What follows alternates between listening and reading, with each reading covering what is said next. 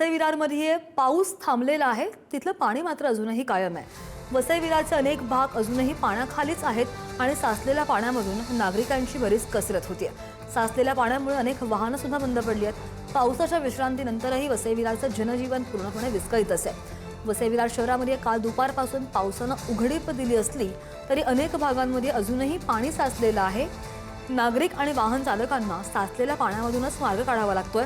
अनेक वाहनं बंद पडलेली आहेत. वाहतुकीचा सुद्धा पुरता खोळंबा झालाय.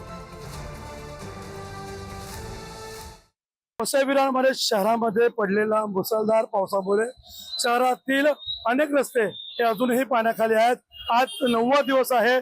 संपूर्ण पालघर जिल्ह्यामध्ये शाळेला सुट्टी देखील आहे. मी सध्या नालासोपाऱ्याच्या विरार नालासोपारा लिंक रोडवरती उभा आहे. आपण जर पाहिलं तर आज 9वा दिवस आहे आणि रस्त्यावरती अजूनही मोठ्या प्रमाणात पाणी आहे. त्यामुळे नागरिकांना मोठी कसरत करत त्या पाण्यातून प्रवास करावा लागतोय. अनेक वाहनं जी आहेत ते बंद पडलेली आहेत.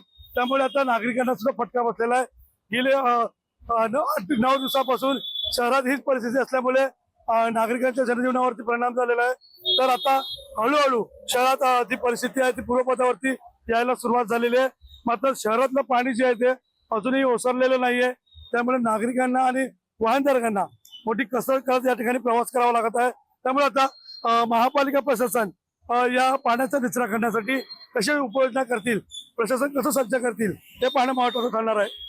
विपुल पाटील, पुढारी न्यूज, नालासोपारा.